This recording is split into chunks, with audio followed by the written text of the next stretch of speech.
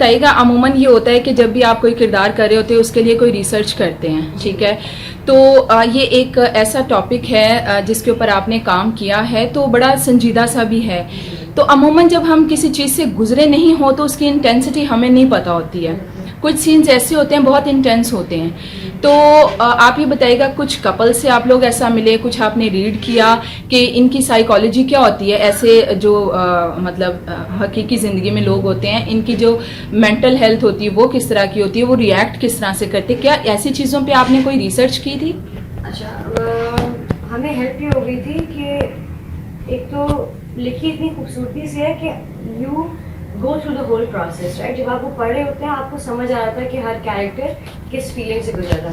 Also ये जो film लिखी गई है, मोहसिन अली ने लिखी है, मोहसिन भाई ने, this is inspired from someone's actual life. तो जब हमें वो नरेट कर रहे थे, मुझे जब नरेट की तो उन्होंने मुझे उनकी कहानी समझाई थी कि उनके साथ क्या हुआ क्या नहीं हुआ, what that couple went through. तो मुझे एक रेफरेंस उन्होंने ऑलरेडी दे दिया था कि उनके साथ ज़िंदगी में क्या हुआ था और कौन से इवेंट्स उन्होंने चूज़ किए हैं और लिखे हैं इसमें। सो इसीलिए मुझे राइटर की तरफ से हेल्प हो गई थी। And then I think we have a very empathetic और बड़े इमोशनल लोग हैं जो कनेक्ट कर जाते हैं कैरेक्टर से। And I think it's very important to be empathetic when you read a character. Why are you looking जब आप कोई कैरेक्टर पढ़ते हैं तो I think as an actor empathy जो होती है वो बड़ी ज़रूरी होती है। नर्वस आप एक्टर से रिलेट, आप कैरेक्टर से रिलेट कर सकते हैं। सो आई थिंक उसी तरीके से we related to the character and the director, the producer, they give us an insight कि कैसे करना है कैसे नहीं करना है। So thank you very much guys. But Mohsin भाई वाज द वन जिन्होंने मुझे एक रेफरेंस दिया था कि किस तरह, what are the feelings that people go through. जैसे कि मैंने पहले भी बताया है, तो वहाँ पर एक आम से लड़के को लेकर भी फिल्म बना ली जाती है, वो करोड़ों रुपए कमा भी लेती है। तो सर कब तक हमने जो है वो गोरे चिट्टे हीरोज़ को जो है वो ढूंढना है और उनसे काम लेना? मुझे एतराज़ नहीं है, मुझे एतराज़ नहीं है, बट मेरा क्वेश्चन है, जैसा कि वो परिजात के लिए लड़का ढूंढना मुश्किल हुआ था। चेंज नहीं कर सकता। मुझे अभी किसी ने सवाल पूछा था मैं सवाल किया था इसको मैं चेंज नहीं कर सकता जितना मुझे पैदा किया। मैं भी इंसान हूँ और एक एक्टर हूँ जो प्रोफेशन में हूँ, और मेरा तो दिल चाहता है कि मैं रोल्स करूँ डिफरेंट किस्म के। अब मैं ये चाहता हूँ कि मुझे मेरे रंग पे या मेरी आंखों पे जज ना किया जाए, बल्कि मेरी सलाहियत पे मुझे जज किया जाए। तो मेरी सबको ये रिक्वेस्ट की होगी, बाकी लोग अराउंड जी। मेरी दूसरी फिल्म के हीरो से यासिर हुसैन। मैं ये नहीं कह रहा कि वो भी गोरे चिट्टे नहीं है या वो नहीं, उनका अपना एक चार्म है और वो कैरी करते हैं। बट मेरी कोशिश तो थी 4 फिल्मों में से एक अनकन्वेंशनल हीरो लेने की। दूसरी बात ये कि कैरेक्टर डिटर्मिन करेगा कि एक्टर कौन होना चाहिए, जो सूट कर रहा होगा, रादर देन कि हम शक्लों पे जाएं, हर चीज़ पे जाएं। थोड़ा रगड़ हीरो चाहिए तो आप किसी और की वो करेंगे, और चॉकलेट बॉय चाहिए तो आप लेवल को देंगे, उनको देंगे। आई थिंक स्क्रिप्ट डिटर्मिन करता है रादर देन हमारी पर्सनल चाह। जो आपने बात की कि वहाँ इंडिया में एक साजिश से अननोन इंसान के हाथ कर लेते हैं। अभी और सिनेमा का बड़ा नहीं है, बहुत कम स्क्रीन है, बिजनेस अभी है, तो एक्सट्रीमली रिस्की, और विल गेट देयर इंशाल्लाह कुछ टाइम में ऐसा हो जाएगा। अभी भी इम्पॉसिबल नहीं है, मैं ये नहीं कह रहा हूँ कि नहीं चलेगी, बट वो ऑब्वियसली ज़रा रिस्की मामला ज़रूर हो जाता है। और सूरत और रंग रूप से ज़्यादा ये है कि वैल्यू किसकी ज़्यादा है। सिनेमा के लिए पुल चाहिए होती है, एक्टिंग किस तरह है, अभी ने भी कहा वो तो नंबर 1 है। पर उसके बाद ये है कि जो टीवी पे अच्छा करते हैं वहीं से हमारा सिनेमा। अच्छा, नंबर ऑफ सिनेमास भी आपको पता है हमारे कितने हैं और लोगों का इंटरेस्ट भी पता है, तो आप क्या समझते हैं कि कितना बजट होना चाहिए, उससे ऊपर फिल्म नहीं जानी चाहिए? अगर फिल्म नहीं चलती तो मारा जाता है प्रोड्यूसर। मैं नंबर तो नहीं बता सकता एग्जैक्ट, क्योंकि हर एक की अपनी पर्सनल चॉइस है वो कितने की बनाए। बट रिवर्स में ये है कि हमारे यहाँ 15 से 25 करोड़ का बिजनेस होता है। वो जो भी शेयरिंग रेशोज हैं वो आई थिंक ऐसे कम्युनिटी में नहीं कहना चाहिए, टू ईच जोन वाला सीन है। बट अगेन आपकी बात ये सही है कि मिड बजट, बहुत हाई बजट जाते हैं तो बड़ा रिस्की हो जाता है। ठीक है हानिया, मुझे ये बताइएगा कि जब आप संजीदा किरदार कर रही होती हैं तो ऐसा लगता है कि ये लड़की संजीदा किरदारों के लिए फिट है, जब आप कॉमेडी कर रही होती तो ऐसा लगता है कि ये कॉमेडी के लिए फिट है। किस तरह से किसी भी कैरेक्टर की आप रुख को पकड़ लेती हैं कि जिसमें भी होती हैं, चाहे कॉमेडी हो संजीदा हो, ऐसा लगता है कि ये किरदार बना ही हानिया के लिए? Thank you very much, that's a compliment. लेकिन मैं कैरेक्टर वही करती हूँ, मैं सिर्फ कैरेक्टर्स वही चूज़ करती हूँ जो मुझे लगता है मैं कर सकती हूँ, या जो मुझे चैलेंज करते हैं, जो मुझे अच्छे लगते हैं। और जब कोई कैरेक्टर किसी भी एक्टर को पसंद आता है ना दिल से, तो फिर वो जान मार देते हैं उसको जस्टिफाई करने के लिए। So I think that's it. And luckily मैंने जब भी काम किए बहुत ही अच्छी टीम के साथ किया है, तो वो बहुत ही सपोर्टिव होते हैं और वो every step of the way आपको हेल्प करते हैं।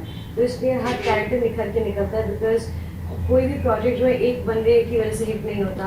कोई भी कैरेक्टर अगर हिट हो रहा है तो उसके पीछे टीम एफर्ट लगा होता है। सो इट्स वेरी इंपॉर्टेंट कि पूरी टीम बहुत सपोर्टिव हो। जी, सबसे पहले तो ये बताइए इन दोनों के साथ आपको काम करना कैसा लगा और सेट्स पर क्या चीज़ें रहती थी, क्योंकि मुझे ऐसा फील हो रहा है कि जैसे आप मुझसे बात कर रहे हैं तो बड़ा आप लोगों का एक अच्छा ताल्लुक नज़र आ रहा है, तो वहाँ पर हमारा बहुत क्लोज बॉन्ड बन गया फिल्म के दौरान। फिल्म कोविड भी आ गया, उसके बाद भी हमारा रहा। इन दोनों के साथ काम करके मुझे एक काम नहीं लगता था। It was like a family set. और हमारा जो है जो वहाँ पे माहौल होता था आनिया के साथ, अली के साथ और बाकी कास्ट भी, वो कितना हंसी मजाक का था कि मुझे लगा नहीं कि मैं किसी एक्टर्स को डील कर रही हूँ। इनके साथ फैमिली वाला, ये तो हमारी बेटी नहीं है तो इनको तो हमने अडॉप्ट कर लिया था। और अली के साथ भी ये है कि इतनी ज़्यादा है नहीं तुम्हें ये भाइयों की तरह, तो इतना ज़्यादा एनर्जी होती थी इन लोगों की वजह से सेट पे कि मैं ज़रा जो भी काम में स्ट्रेस करती हूँ तो कि मेरे पैरों में बैठ जाती थी, मेरी टांगें दबाने के लिए कि नहीं आप स्ट्रेस नहीं मिले, मैं कर लूँगी आप काम। तो ऐसा कहीं नहीं होता। जो इस तरह के हमने बहुत लोगों के साथ काम किया, बहुत अच्छी दोस्तियाँ भी हैं, लेकिन जो इन लोगों के साथ एक बॉन्ड बनाया ना, वो अल्लाह करे आगे भी टचवुड रहे इसी तरह, और बहुत ज़्यादा मज़ा आया। सही है। आखिर में पूरी दुनिया में ऐसा होता है कि जैसे मुल्की हालात होते हैं तो जो आर्टिस्ट का जो एक्टिंग होती है ना, वो उससे रिएक्ट कर रहा होता है, उसे वो शो कर रहा होता है। दुनिया में ऐसी चीज़ें बनती भी, फिल्में बनती भी हैं। अब जैसे हमारी मुल्क की सूरत हाल है, किसी और मुल्क की सूरत हाल, वहाँ का जो डायरेक्टर है, प्रोड्यूसर, वो ऐसी फिल्म बनाएंगे जो सूरत हाल को बयान करे। हमारे यहाँ ऐसी चीज़ें बहुत कम होती है। इसकी क्या वजह है? एक्टिंग और एक्टिविज्म में बहुत फ़र्क है। हम एक्टिविज्म पर्सनल बेसिस पे करते हैं और एक्टिंग हम प्रोफेशनली करते हैं। मगर अगर आप कह रही है कि हम अपनी फिल्मों में एक्टिविज्म को, अपनी जो ये पॉलिटिकल इन्वायरमेंट है और जो सारी स्टोरीज है, ये क्यों नहीं बताते, ये हमारी है ज़रा। क्योंकि अगर हम करेंगे इस तरह की एक गवर्नमेंट के लिए अगर हम फिल्म बनाएंगे और उसमें दूसरी गवर्नमेंट अगर एम्पावर होगी तो शायद वो गवर्नमेंट उस फिल्म को चलने ना दे, सेंसर बैन कर दे। हमारी फिल्म, हमारी इंडस्ट्री में, हमारे मुल्क में एक्चुअली काफ़ी हमारे पास जो है ना इस तरह की बॉटलनेक्स हैं, जहाँ फिल्म मेकर को एक इतना खुला हाथ नहीं दिया जाता कि वो पॉलिटिकल इन्वायरमेंट में इस तरह की फिल्म बनाई जाए। May be in the future हम कर सकेंगे, हम बनाना तो चाहते हैं डेफिनेटली। हमें कुछ ये चाहता है कि हमारे पास इतना हिस्ट्री, इतनी हिस्ट्री है, इतनी ज़बरदस्त हिस्ट्री है, और वो रियल हिस्ट्री है, वो रिस्पेक्टफुल, तो हम उस पर फिल्में बनाना चाहते हैं। मगर वही बात है, आई थिंक पॉलिटिकल जब एजेंडा बीच में आ जाते हैं तो फिर वो बड़ा मुश्किल हो जाता है। तो आप मुझे दोनों ये बताइएगा कि ये जो आपकी फिल्म का मौजू है ये काफ़ी डिफरेंट है, और डिफरेंट और रूटीन से हटकर जो मौजू होता है उस पर काम करना रिस्क होता है, और क्या सोच करके आप दोनों ने सोचा कि हमें इसके ऊपर पैसा लगाना चाहिए?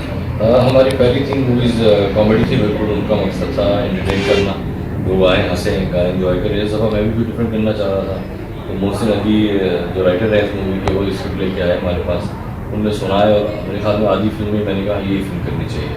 अगर एज डायरेक्टर्स, एज प्रोड्यूसर्स हम अपनी ऑडियंस को एंटरटेन करने के साथ साथ एजुकेट भी कर सकें किसी इशू के बजाय के बारे में अवेयरनेस क्रिएट करें, तो आई थिंक सिनेमा का पर्पस बड़ा वेल डिफाइन हो जाता है, इससे बेस्ट ऑफ बोथ वर्ल्ड हो जाता है।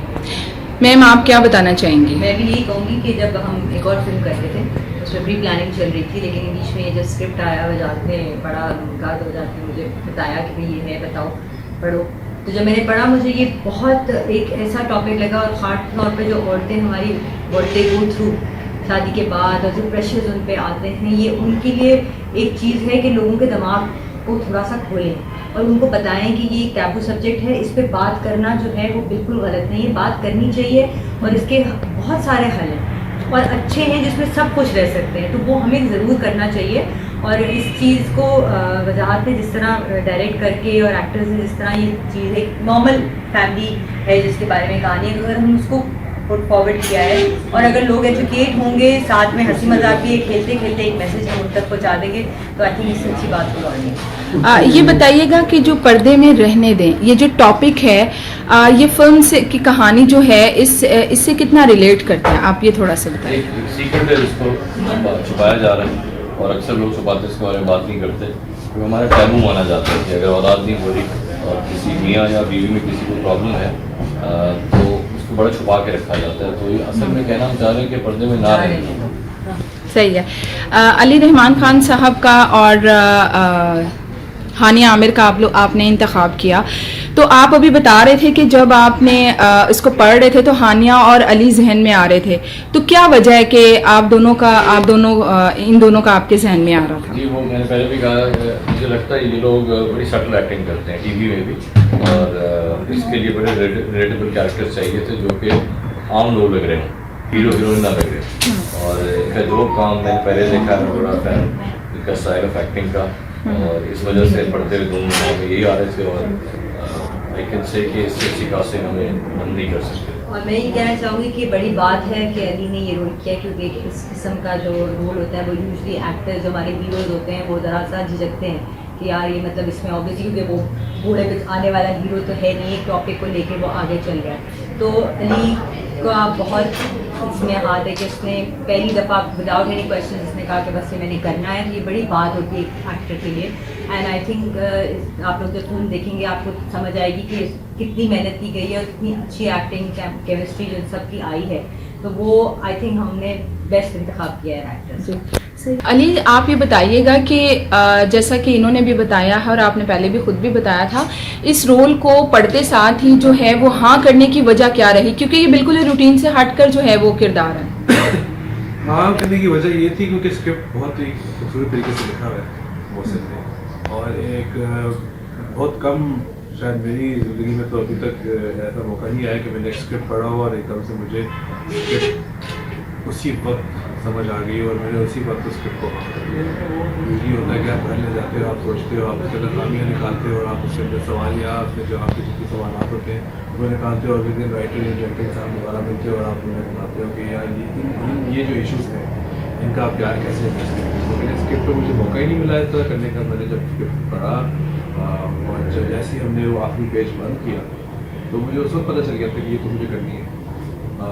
तो इस सब स्क्रिप्ट की सबसे ख़ास बात ये है कि जिस तरीके से लिखा है। दूसरा ये है कि उसके अंदर जो मैसेज दिया हुआ है इतनी खूबसूरती से उस मैसेज को रीड किया हुआ है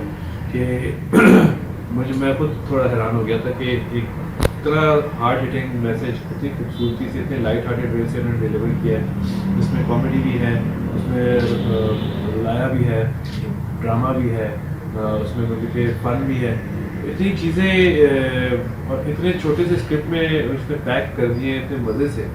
तो मेरे लिए तो सबसे बड़ी ये बात थी। प्लस मैंने वजाहत और शादी के साथ कभी पहले काम नहीं किया होता, तो मेरे एक चेकलिस्ट पे ये ज़रूर था कि मैंने इनके साथ भी काम करना है।